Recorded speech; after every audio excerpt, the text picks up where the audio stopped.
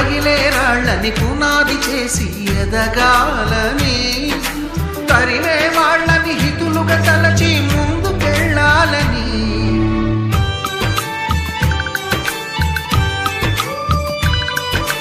కన్నుల నీటిని కలల సాగుకై వాడుకోవాలని,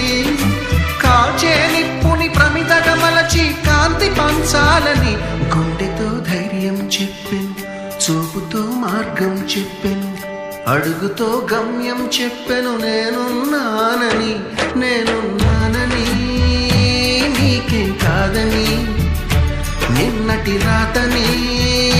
మార్చేస్తానని.